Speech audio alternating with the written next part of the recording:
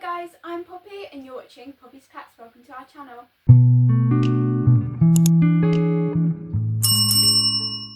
So today's video is going to be, are rabbits and guinea pigs affordable and high maintenance? Now this is obviously going to be a really good video to watch if you are about to buy a bunny or piggy, so you might want to watch this. So first of all, we're going to find out, are they affordable? Let's start off with thinking about everything we're going to need to buy them. So the first thing obviously you're going to have to buy them is habitat. Now there's three main things that you need to be ensuring: that there is enough room for your bunnies and piggies, because they are very active animals and they do need a lot of room. And the second thing is you're going to need to make sure that it is safe, away from, whether this is in your house or outside. And I'm going to say that touches are a big no-no for outside, but whether this is inside or outdoors, you need to make sure that no predators can get them, or if you have other animals living in your home, that, oh bless you Henry, that they cannot, obviously harm them. So the habitat is going to cost you a fair amount, because you are going to obviously need to make sure that it's big enough, and you do need to have 2 rabbits or 2 guinea pigs or groups. So they need to be housed in pairs or groups. So you need to make sure that there is lots of room and that it's safe. The other thing that you need to obviously make sure is that it's very enriching for them. So all in all, that's going to cost you quite a little bit of money. The next thing that you need to be thinking about is bedding. Now this is an ongoing cost, and it's going to obviously, there's no stopping it. I love fleece for my animals, like having blankets and things is obviously environmentally friendly, which is really good. And I do like fleece.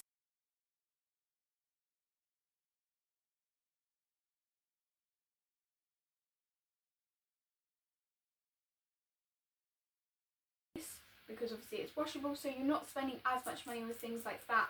However, once that obviously you're obviously going to have to keep buying that as well. So there are many possible bedding options, but that is an ongoing cost. The next thing is hay. Now, as we all know, hay should make up 80% of a rabbit or guinea pig's diet. So they are going to go through lots of hay, and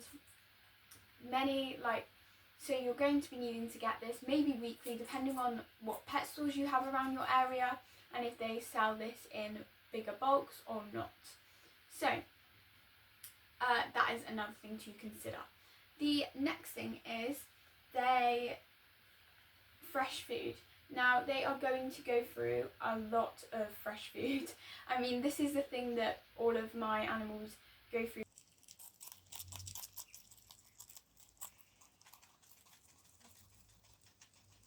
Probably is the most expensive. Once again, it's an ongoing cost, and usually you're going to need to get this for sure weekly, if not maybe more regularly, and depending on obviously how many animals you have. But rabbits and guinea pigs need to be fed leafy greens, as this is closest to what they would have in the wild, and because their digestive system is made this way, it is the best thing that you need to be feeding them. So especially with the cost of living, this can be quite expensive.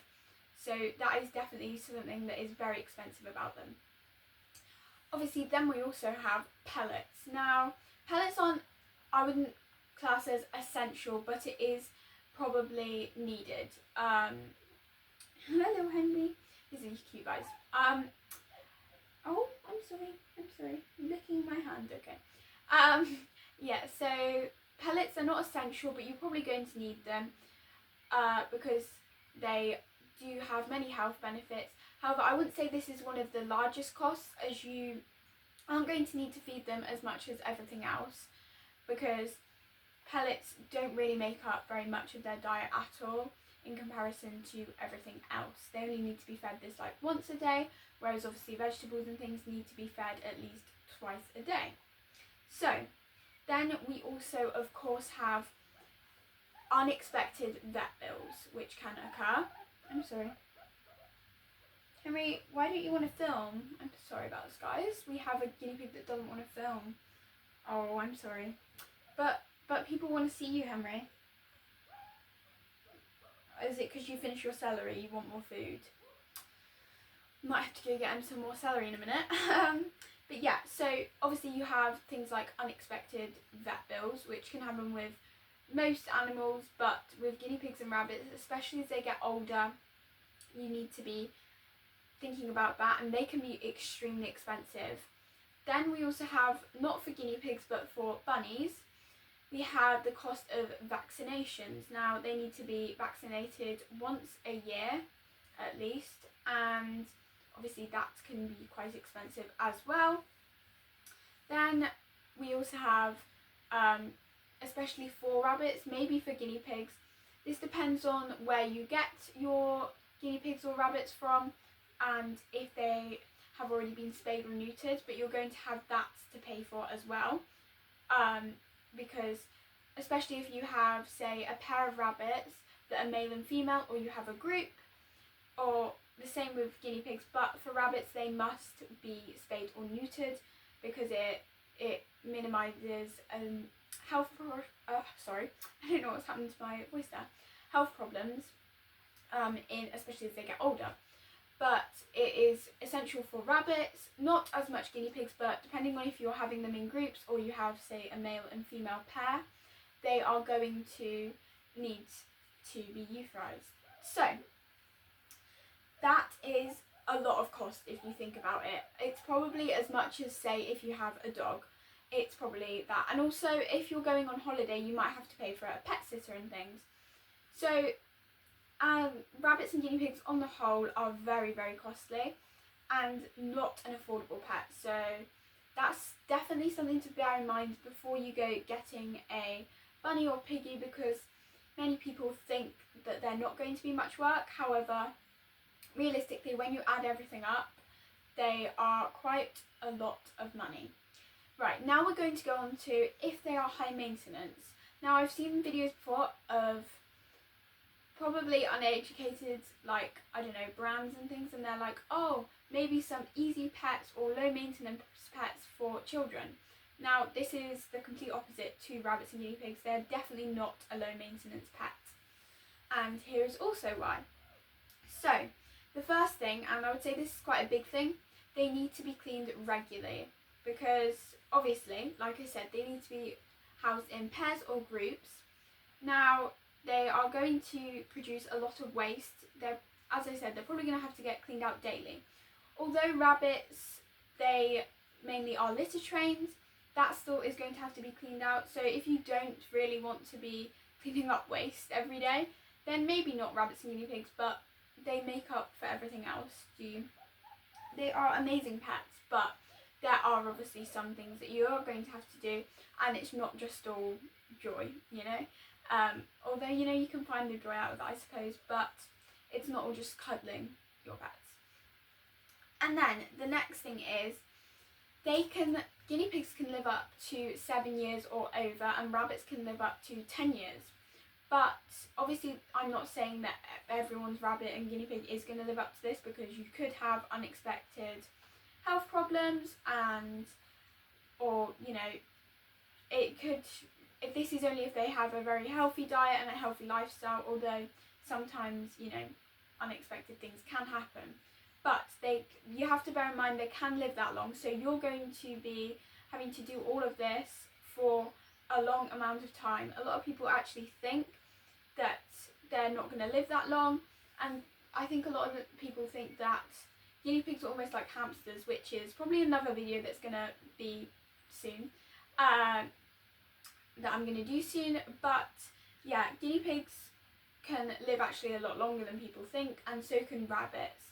So that's something to bear in mind. You're going to have to be doing this throughout their whole life, and they're not really, you know, they're going to live probably a long time if you are looking after them correctly. So yeah, obviously another thing is you are going to need to spend a lot of time with your rabbits and guinea pigs. Now I know obviously they're not really like dogs or cats, because I know obviously people think you need to spend a lot of time with them, which is true, but rabbits and guinea pigs tend to take a lot longer to bond with than say dogs or cats or other animals, just because they obviously are prey, so they automatically see us as predators, and most rabbits and guinea pigs aren't going to trust you instantly. Yes, they may like you, or you may think they do because they are taking food out of your hand, which is a good achievement, but they're not going to let you, for example, like cuddle them straight away. It's not almost like a dog. I'm not saying that every dog or cat is like this, obviously it depends on personalities of the animal, but on the whole, in general, I would say it takes them a long time. For example, I always say my rabbit Bluebell, she was a rescue bunny, and it took me like 2 years to bond with her, and it was that long. And you need to be at home a lot to be really with these animals. You can't be, you know, say with your work or something, that you go away a lot, or you're just not at home a lot to be with them. What is really the point in getting an animal for that? And also you're gonna just have to get someone to look after them, and you know, they're not going to have a very good bond with you. It's pretty much like they're not going to really know you as a person. They're not really going to, you know, they're not gonna, how do I explain it? It's like they're not going to instantly want to cuddle you, or they might be quite skittish then and afraid. So yeah, there are lots of things, and yeah, there's a lot of things that add up to them being high maintenance as well.